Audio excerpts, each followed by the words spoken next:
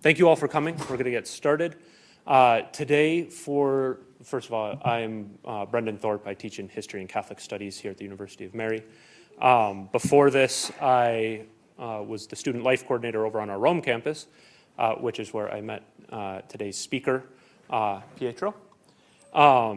We met because I was taking my family to Assisi, and we happened to be on the same train, and he sat across from my mom and my dad, and they started talking, and then my dad introduced us, and then we just kind of kept talking after that. And then Pietro is a writer, a poet, and also a translator, so he's translated some of the works of Oscar Wilde into Italian, and then some of the works of Chesterton into Italian as well. He also has written a book about America. He lived in America for a couple of years, and it had a very strong impact on him. And he ended up writing a book about it, and it was just translated last year, right, into English, and it's being published by St. Augustine Press. And so the book is called Most of the Stars, and it's about America. He's currently kind of traveling around and talking about this book, but then also about some bigger questions around poetry and the role of poetry in today's world.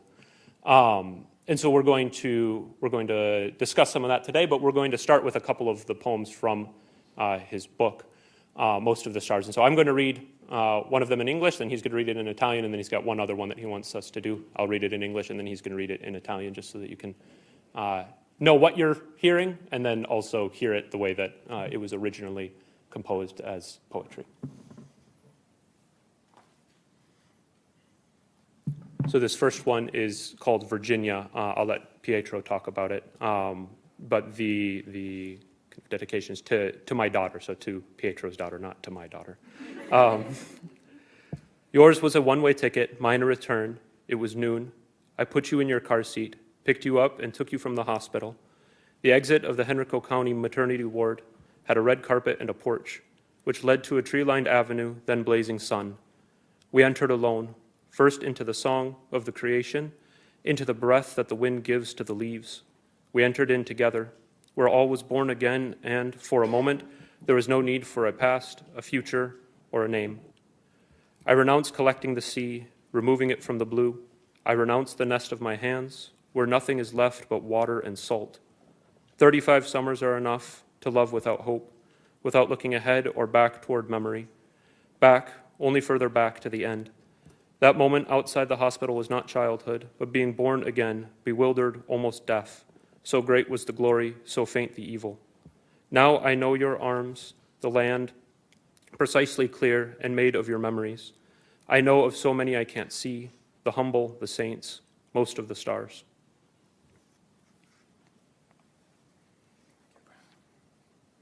Hello. I want to thank you, Brandon, for inviting me here, and you, Mary, too. I usually, when I start reading, I never make it about me, so I'm going to read the poem right away, and then we're going to have a conversation later with Brandon, okay? Okay, it'll be in Italian. Just to make you, probably just this one. We're going to read this, just this one in Italian, okay?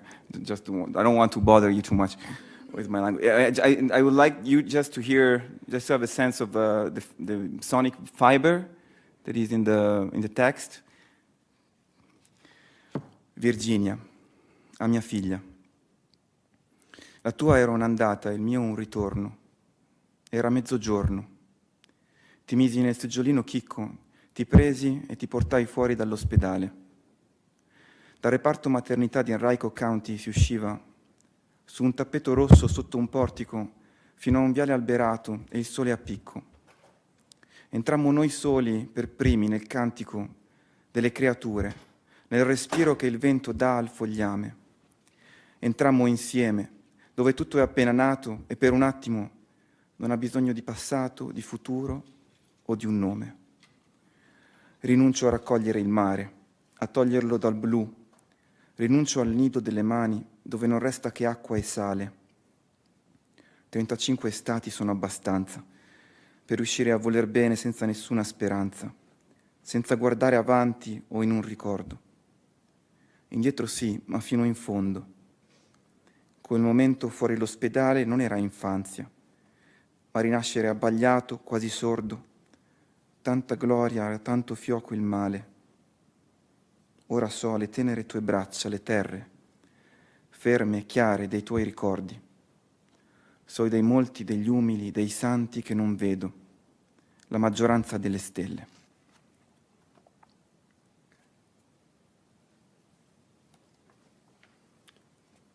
So the other one that we'll read is Colorado. Again, the subtitle. The motto of the state of Colorado is Nil sine numine, which means nothing without divinity. These words are taken from the Aeneid. When I emerge from the mines at Cripple Creek, my arms are so tired, they hang from my shoulders. Someone has to help me, otherwise I can't even empty the bag into the wagon with the last fragments. I always come out at sunset, and at first this cyclops threshold is blinding. My pupils are small as the head of a pin, and they register only light. The rails spit from the cave, their own undoing in divine incandescence. And I don't know anything about creation except for the utter filth that is on me. The stones from along the tracks that creak, under my boots and the buckets and pickaxes leaning long before the entrance, safe in shadow. Then my ears stumble in the river, my eyes in the mountains. You hardly remember the names of what you see. Refinery is an immense stilt building crammed with braces, half stuck in the rock, and the rest sticks out so much in the air above the river that I still can't believe they made it stand. At this time of the day, however, they have stopped the machinery, and in the Chinook wind that descends from the peaks, I hear the vast rustle of the firs and the melancholy knock of the woodpecker, inflicting on the trunks his hungry torment. But nothing compares to the sunset, to its coming diagonal with the wind, emerging from the darkness of these caves against this light, a feeling. A knowledge grows in you, instinctual, the very first stars, the mountains. Even your tired, blackened hands, it is not your seeing them that makes them true. Many evenings ago, I talked about all this to an engineer who told me, most of the stars are hidden from us, otherwise the night would be a vault of dazzling light, like the exit from these mines. Saint, poor man, murderer, miner, clown, pioneer, someone please find a way to tell me all the lives and deaths that a dream of mine cannot contain. I believe if the dead and the gods don't speak to us, it's because they don't feel the need to be right. The eyes are not pickaxes, but sails in the wind of the sun.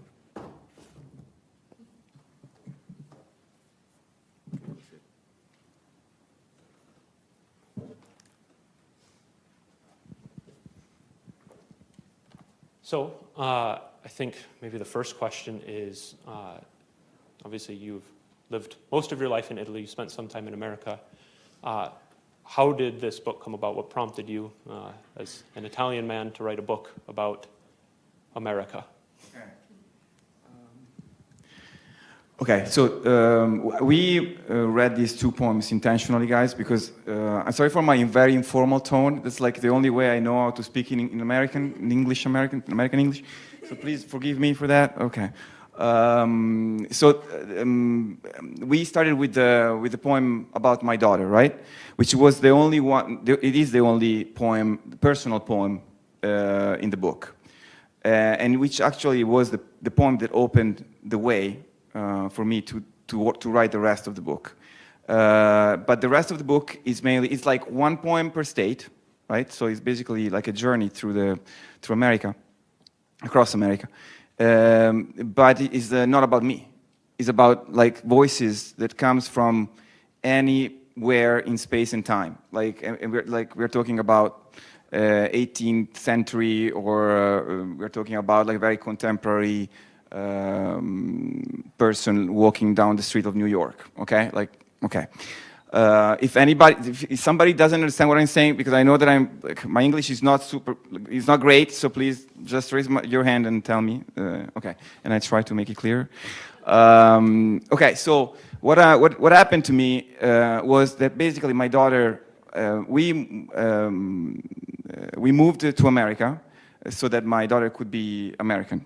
My wife is American, okay, from Virginia, exactly. But I didn't know what that journey would have meant to me, and it has been like a spiritual journey along with the geographical journey, it was like definitely a conversion for me. Like God really came into my life like a very uncontrollable, untamable flood of spirit through my daughter and through the American experience. But the very first step that God made in my life, I always said that I was Catholic. I was like thought that I was Catholic and Christian. But the real experience of God started with my daughter, and it started with USA. My daughter was like, you know, you think that your heart can contain a certain amount of love and pain, but then you become a parent, and then everything like is mashed completely, and you find yourself in the universe for the first time in your life. For me, that was for me, of course. I'm not saying that everybody has to do that, but the point is that was that would happen to me. And since like the first break, it was like I was saying to Brandon, it's like it was a breaking dawn for me, like the dawn breaking into into me. Dawn, right? Dawn? Okay. So my heart lost the sense of measure of any kind. And like a huge mystery was imbued into it. Imbued into it? Does it make sense, guys? I'm just grasping for words. You just tell me. That's what happens to me in Italian too. So don't, I'm not surprised anyway. But anyway, so that's it. But then America, right? And then America, like Virginia is a very specific kind of state, right? There's like a lot of, there is a lot of vegetation. It's not like here, right? It's not. There is a lot of trees, very high, like old trees, and maybe you have old trees too. I don't want to offend anybody, but there is like you're surrounded, right? And the first thing that I realized that there's something that I always thought it was true, because I graduated in classics and I dealt with ancient Greeks and Romans all my life, right? So they were part of my life, but they were part of my intellectual life, okay? And that's like another very beautiful aspect of this conversion. I realized that the spiritual aspect of Romans and ancient Greeks I could experience here and not in Italy. So it was kind of crazy in the sense that I would look into a forest, literally, guys, like in your forest, because ours are gardens. Our forests, they're not forests. I mean, they are, but here you sense a vastness and a mystery. When you look into please follow me. I'm kind of crazy, so when I say things like, they might make sense like half the time. But when I looked at this Virginian forest, I used to go to into the Appalachians too, and I would perceive that forest was more than the sum of the trees that composed the forest. There was something else there. There was a spirit, like I would say a spirit, and that's what Romans used to call the genius loci, which is like the god of the place, the god of the locus is place, right?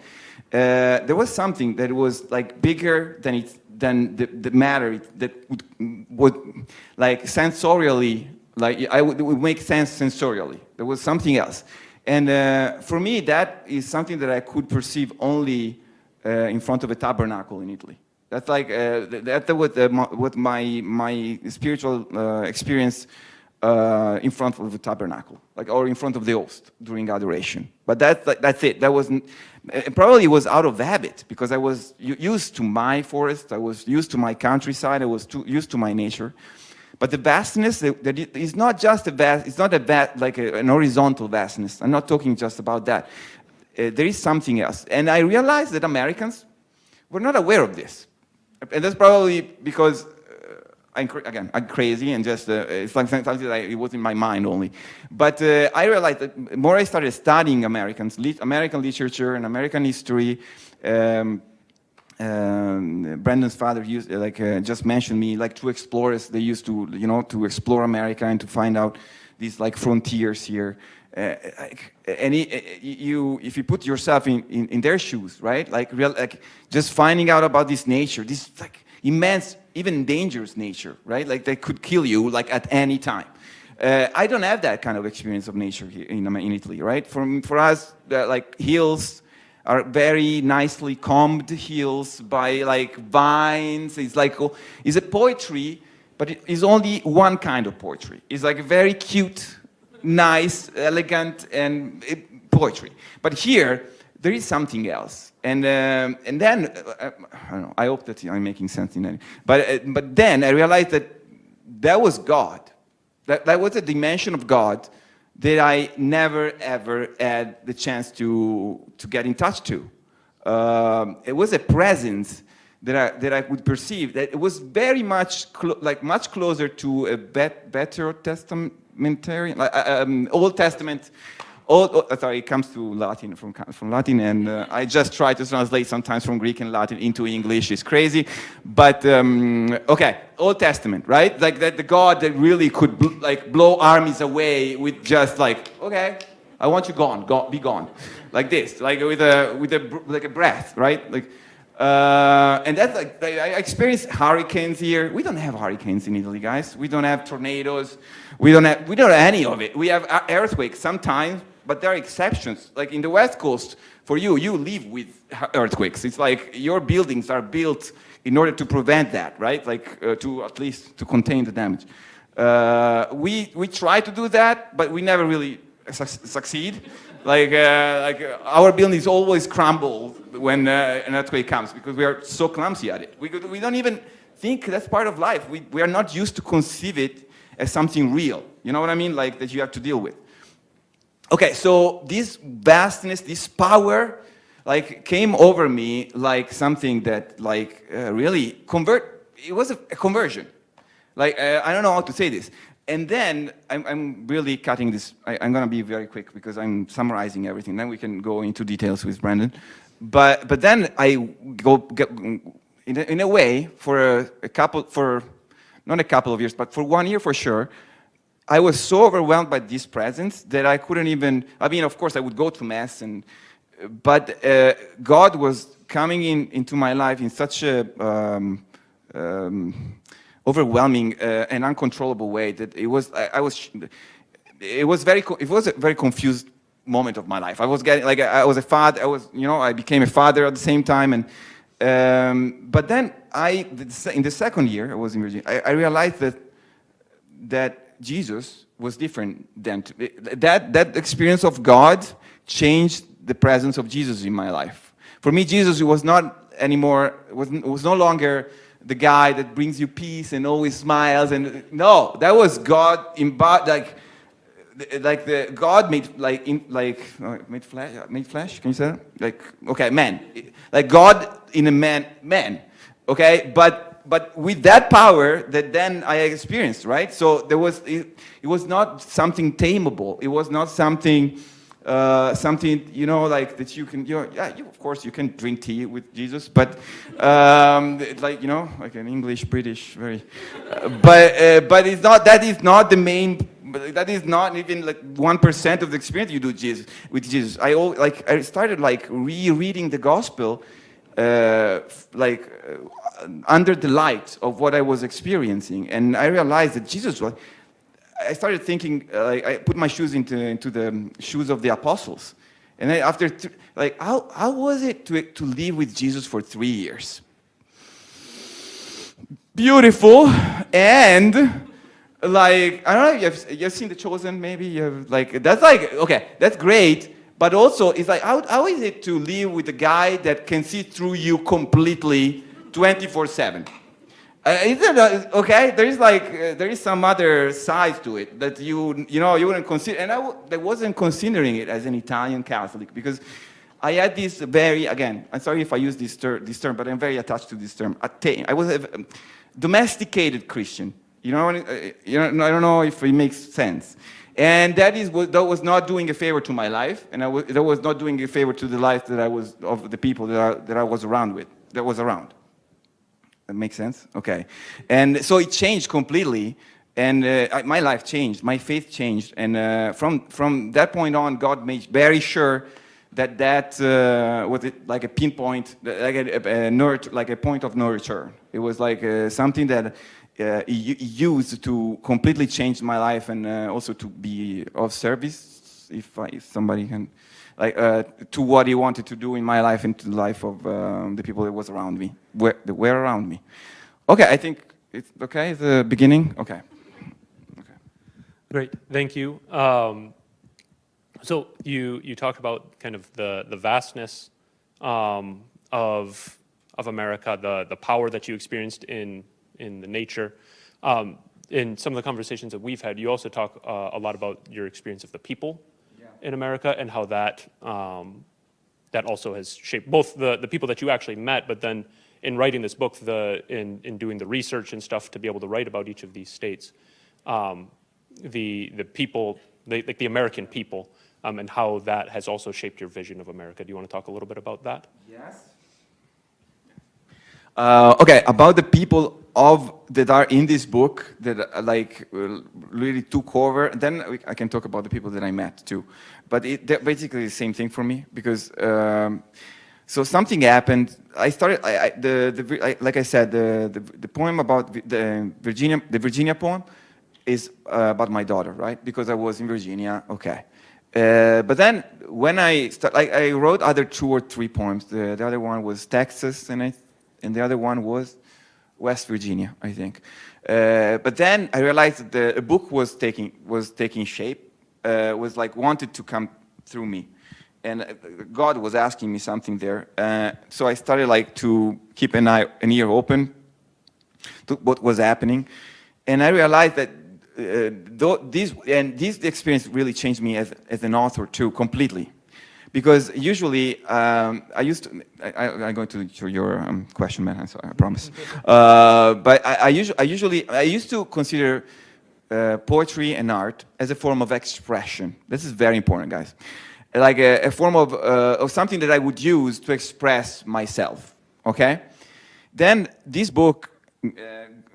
And God really changed completely. It was like a Copernican revolution for me. Like it was a completely shift of the center from I was coming from as a man and as a writer. Okay, I felt that was not a book about me, like I said before. It was a book about America, and that by delving into this kind of like different approach to art, something like major would have happened to me from within. Something spiritual and very important. So it was not anymore about talking about myself at all. It was about studying the soul, the very soul of this nation. Okay? So I started studying. I didn't start writing. I started studying. And I studied a lot, like books and documentaries. And I'm also a screenwriter and a story editor. I deal with, I work in cinema and TV too. So for example, who hasn't seen True Detectives, for example? Who has seen True Detectives with Matthew McConaughey and the other one? Okay, guys, raise your hands for real, so I can see you. Not many guys watch True Detectives. Not for the faint of heart, but this is like real American epic. Like that when you see that series, the first one, please, only the first one, the second, third. But the one with Matthew is incredible. You see Louisiana, for example, and you see like this soul of this place. Usually, you don't do epic anymore, guys. I mean, not as you were used to. Like Melville used to do it. But the point is that you do this through movies sometimes when it happens sometimes, and series. But they're like, okay, so I started studying, and at a certain point, every single poem after Texas happened like that. A voice. Like I wouldn't even start writing until I heard somebody speaking. Like it was like, I would like, for example, in Maryland, there's like I would like to read the poem if you want later. There is like this 16-year-old girl, that a genius, like I wanted to be an astronaut, and I stumbled into this piece of news just randomly, browsing through YouTube. And it was a very old piece of news, from I don't know what you call it, the news, right, on the TV, from the 70s or the 80s, 87, I think, if I'm not mistaken. And she was studying, she was a genius, Princeton, astrophysics, and she wanted to be an astronaut, right? And she dies into this, train wreck, into this train accident. And I heard her started speaking. And by the way, most of the time they were speaking in English, so I had to translate because I had to write it in Italian at the beginning. But it was beautiful because it was not, again, I was not trying to say something about myself, but then by listening, by studying, and so that's what I was trying. That was the point I wanted to get to. It's like it's not a form of expression anymore for me. Art is a form of impression. First of all, you need to make room. That's all that is to art for me right now, is to make space. You need to create a space. So reality, the world, the vastness of the world, now that I know there is a vastness, thanks to America, it can be within you, can print something, literally can create something within you so that you can give it back, that you can translate as cleanly and purely as possible. So that when it comes out and when it's said and it's on the paper, because I'm a poet, but for other can be sculpting, other can be paintings and singing, whatever. When it comes out, then you can recognize a piece of yourself that you didn't know before. Because if it is a form of expression, you express yourself, but then you tend to express what you already know about yourself, right? And that's boring. That's something you don't want to do. It's like and there are many writers doing this right now. Like 99% of the writers right now, they write to make you feel how beautifully deep they are and sensitive they are, and what amazing is their vision about the world is, right? But it's not.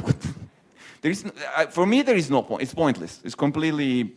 Instead, if you make room to this vastness, if you manage to translate it even a bit, that bit that you manage to translate, then it gives back to you something that this. For me, now I even wish that it's like dark and something that most of the time, the thing that we don't know about us is the thing that we don't want to know about us, right? That we run away from. So most of the time, you have to be when you write. You have to at a certain point, you need to get scared. Otherwise, it's not worthy to me. You need really to. Oh my gosh, what am I writing? Oh my gosh, okay. God, I'm trusting you. I keep going, but what? It's like this. It's like you start. Like sometimes I would start sweating. I'm not kidding, or crying. Like there is a poem here that I would never have wanted to write. It is about a serial killer. Okay, and I had to write from his point of view, which is, I mean, guys, I wouldn't wish it to my worst enemy. But once that thing got out, I realized that's something that Dostoevsky says in Brothers Karamazov. Is like, you need to understand that every sin of the world is in you too. Like, that you are a sinner, and by you being a sinner, that's like a terrible thing too. It's a terrible thing, but it's also the thing that makes you a brother to everybody else. If you admit that kind of vastness, that kind of dark vastness within you, then you can understand others and you can love them. Otherwise, it's just, okay, I love you. Yeah, okay, I forgive you. But it's never from within, right? It's never from the inside. And that form of love, when you are able to just give like an inch to it, you experience something that is like earth-shaking and life-changing, and it makes you tremble.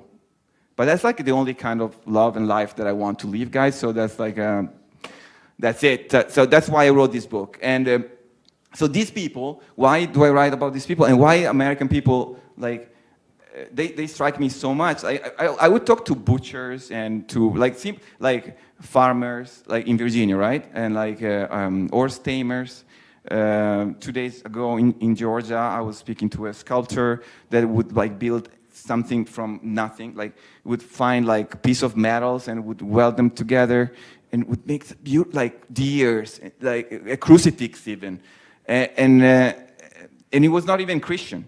Okay, like so, and you can relate to these people, and there is like something that I've never seen in Italy. I'm talking about this sculpture right now, but like there is like a freedom in you that sometimes and somehow I feel that you're losing down the path. Like, and I don't want to sound judgmental. Please don't don't, because I'm not judging you.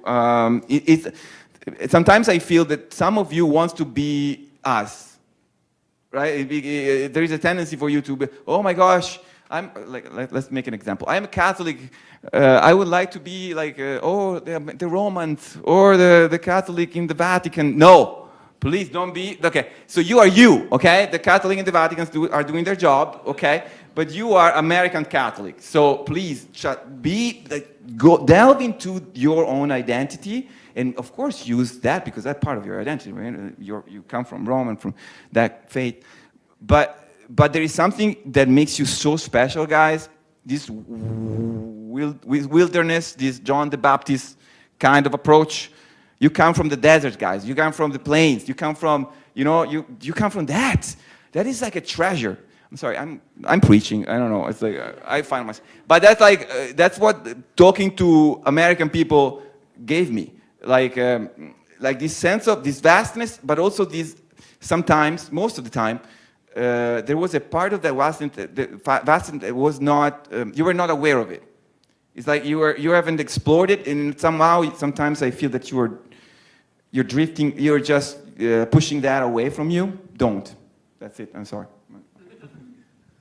We have a few more minutes left, and then we'll have a little bit of time for questions. But you've brought up epic a couple of times, and you refer to this as a work of epic, not like it reads like the Iliad or the Odyssey or something like that, obviously, but epic in vision. And I'm wondering if you can talk a little bit more about what you mean by that and why you think kind of recapturing epic as a form of art, as a form of poetry, is important to the world today.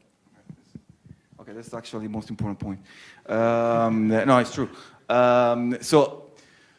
I've been a poet all my life, right? It's like I've been doing this for 20 years now, and I teach it to kids like of many ages, different ages. But again, and I studied Homer and Hesiod and like Virgil. I'm graduating classics, so they made me. Okay, it's like even if I didn't want to, they made me. No, I wanted to. But anyway, and Dante, of course. Okay. But I never really realized since that book, until I got to this book, like to writing this book, I didn't got like this very, very important piece of information that God gave me through this, which is from which kind, like, first of all, which crisis, what is the main crisis we are going through right now? And in my opinion, the main crisis is not a psychological, it's not even a belief crisis, is a language crisis. It's a crisis of our language, guys.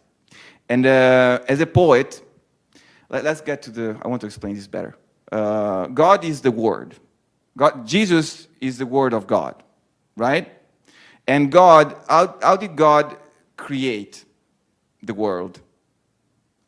That's the question. An open question. In Genesis, what happened, Justin? Yeah, not kind of. No, he definitely spoke it.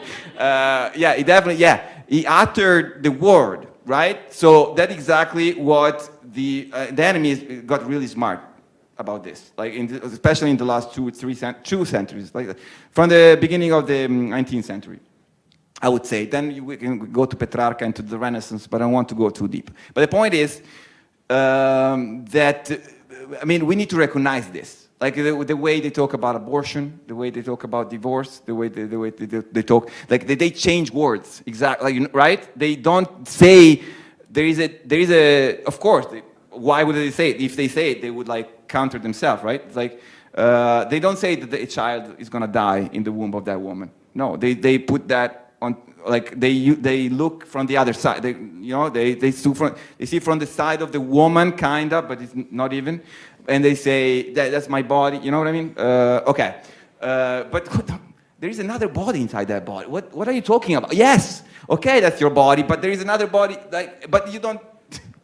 And it's so kind of unreal. It feels unreal even if you think about it just a bit. But I'm sorry, am I going too political right now? Or is like, okay. So the word, guys, it's very important. And the Jewish had a very clear concept of this, a very clear idea about this. Like, word shapes reality. The language shape reality, guys.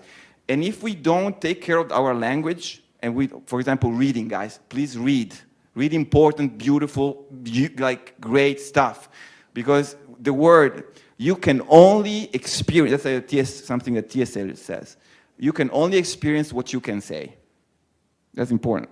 That's very important. Whatever, if you don't have words to say something, you can never experience that thing. Okay? Of course, can means not that you want, because maybe you're not intentionally able to do that, but at least you have the potential to say it, because you have enough vocabulary, you have enough words, and enough spiritual experience, relationship to the language, that you can utter that word if that experience comes to you. Are you following me right now? Okay. So if we don't attack that, if we don't go there, okay, that's like the battle, the war lost from the beginning. We're not even fighting. Okay. Okay. And why this is so important for a poet? Because poets are the priests of language. Allow me these terms. We are the guardians of language, and that's why I was mentioning the 19th century. Since I would say from the symbolism, from the end of the 19th century, something really bad happened, in my opinion. Like, poets started thinking that they were expressing themselves, right? That was all that was to art. Like, I'm telling you, symbolism was a form of poetry that would come through images, but they were not, they call it symbolism, but they were not symbols anymore, because in the Middle Age, symbols were something that anybody could refer to. It was like a common ground. So if I tell you that there is like a bright halo around the face of somebody, then you know that that is a saint, right? I'm just giving you an example, okay? There are many others, like the fish, Ixus, right? Christ, okay? Whoever is seeing the fish drawn like that, that is Christ, right? But many others, like a unit, was a cosmos of symbols. Okay, what did the symbolisti, the poets from the poetry current did? They said, no, the image means whatever I want it to mean, and I'm gonna give it to you, and whatever you think of that image is fine. Like, okay, so there is no more communication, which communication is a very important word, because in itself contains another root, which is communion, right? When you communicate, and you also say that when you do communion, right? You communicate, you say that, I don't know if you say that, communicate I don't know what is the exact expression, but okay, so there is communion, there is a chance at least of become one, right? With the other. When that was cut, like a very huge crisis ensued. And that, of course, had to do that something happened philosophically before that. Kant happened, the German idealism happened, and many other things happened. But I don't want to go to philosophy right now. So that's very important. How can we rebuild this? I'm sorry, Brandon, I took it. This is such a long. But anyway, I'm circumnavigating Brandon's question. But now I get to the answer. Epic is, for me, I mean, at least from what I got from this book and from what I'm hearing from God in my life right now, epic is the only way we can get back to a language that becomes foundational again. Because that's an objective truth. I mean, our civilization is based on these amazing texts that contain greatness, like the Iliad, the Odyssey, I don't know this in English, but the Opere Giorni, okay, I know it is in Greek, but it's fine. Like Hesiod and the Aeneid, right? The Georgiche, the Bucoliche, these huge like poems that would contain the actual foundation of reality. These poets were trying to convey to us the way the world was built and founded. Okay, and that's like, and by doing that, you end up as a poet using language in a different way, because you're becoming a channel or something else. It's not about you. It's about you really use your eyes and your senses and your mind and your soul in a different way when you approach language and reality in that way. So we need to go back to epic. The lyrical poetry, we call it lyrical. I don't know if it's like Sappho and other came much later. Okay, like the poems that we're used to, like, oh, mom, I love you so much, or you're my life, like this kind of thing that we have, like, I'm sorry, I'm belittling it, but it's like this very emotional kind of writing is very derivative. I mean, it came from epic, but it came from epic. First of all, it came from epic. It's not just a thing that stands by itself, but it's something that came much later, and it's definitely like collateral. It's like it's not foundational again. It's not fundamental. So we need to go back there. And am I answering your question, Brandon? Yeah. Okay, so epic, yes.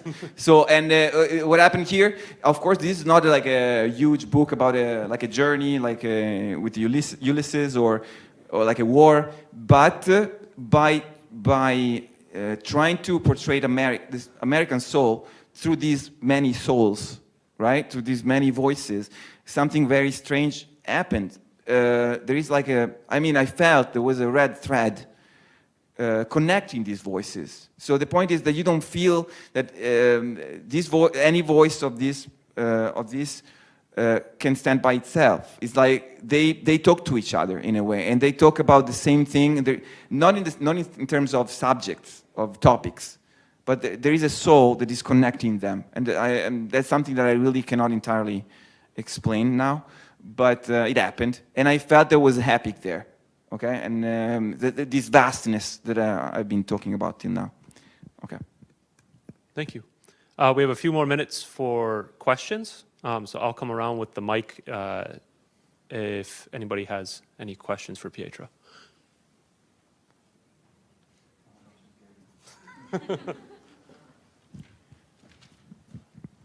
Thank you so much. I wish we had more hours to just listen to you speak. I'm here all day, man. We can talk later. So I was wondering if you could suggest maybe one or two poets who are writing today who you think capture something of this, the impression of, rather than just expressing what's in here. Okay. Today is almost impossible. I would suggest Derek Walcott in English. Derek Walcott, and there is like I don't know, like I read it in Italian, but I'm gonna give you the title. I'm gonna find it. But if you look for Derek Walcott, it's like a very big book about his island. It's not from American. It's from Haiti or like a place like that. Haiti is not from America, right? Or Haiti is American? No, I don't think so. I'm sorry for my ignorance in geography, guys. But that's very beautiful, epic. But the point is, the true master of mine in English is Cormac McCarthy, and you don't find it. He's not a poet. It's like I find taking the road, and No Country for Old Men. No Country for Old Men even more than The Road. After reading that book, I've been silent for 1 hour. Just like it was incredible, and it has a lot to do with the relationship with the father. It's like it talks about the father wound and many other things. But the fact that we are losing connection with our roots and with our fathers. That is happening in this country too, I bet. But in Italy, it's also true. Okay, so Cormac McCarthy, Derek Walcott. If you want an Italian one. No, okay, his name is no, but there are some translations. It's very hard to translate though. Giuseppe Ungaretti, Ungaretti. He was like a soldier in the. Okay, Ungaretti. Ungaretti. And I don't know. I'm gonna give you the title in English, but I don't know what I mean right now. Of the book, I mean. Thank you. What is your name? Evan. Okay.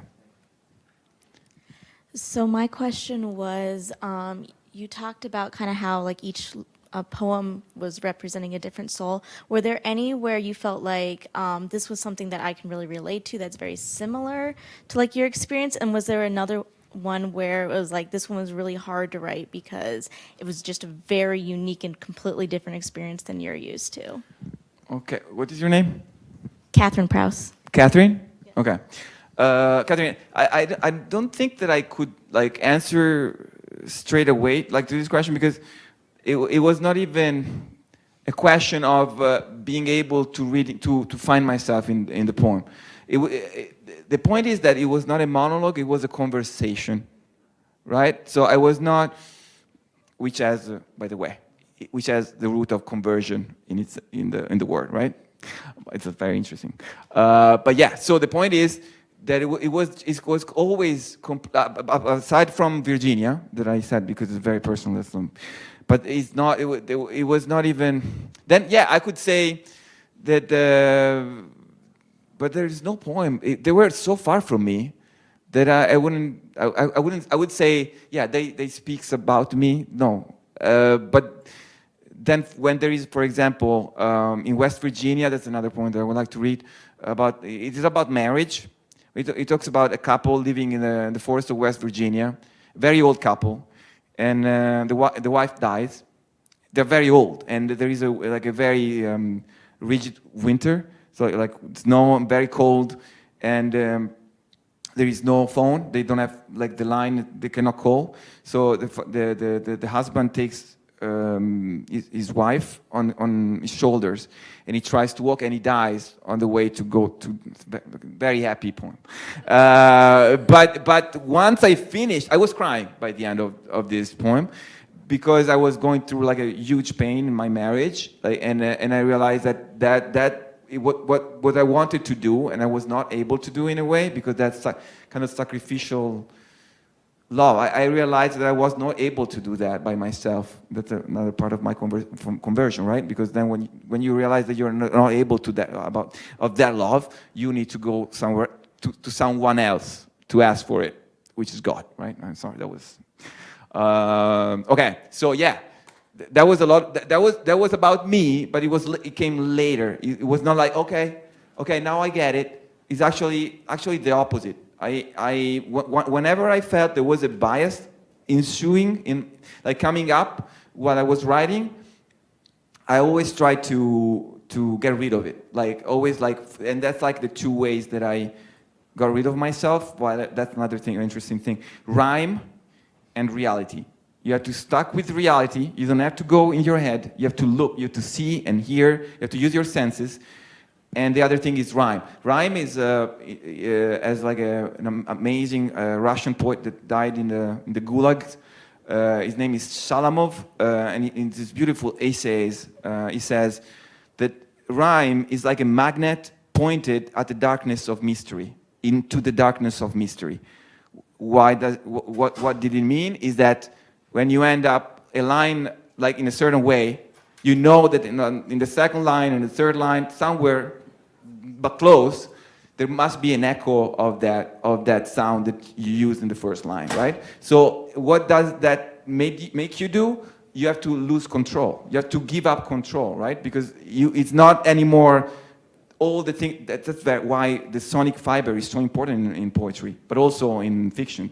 It should be, at least, right? Because this way, the language, which is another thing that is, otherness is a very important concept, guys. You need to get in contact with this otherness, whatever it is. And language is a being that we serve. It's not something that we use, but it's a being that we serve. It is alive, and we need to be very aware of its life. I'm sorry. Okay, so I'm sorry. I drifted again. I'm sorry. Okay. Thank you, Pietro. That's time. Thanks for coming and for listening. Again, the book is Most of the Stars, if you're interested in that. But thank you all for being here.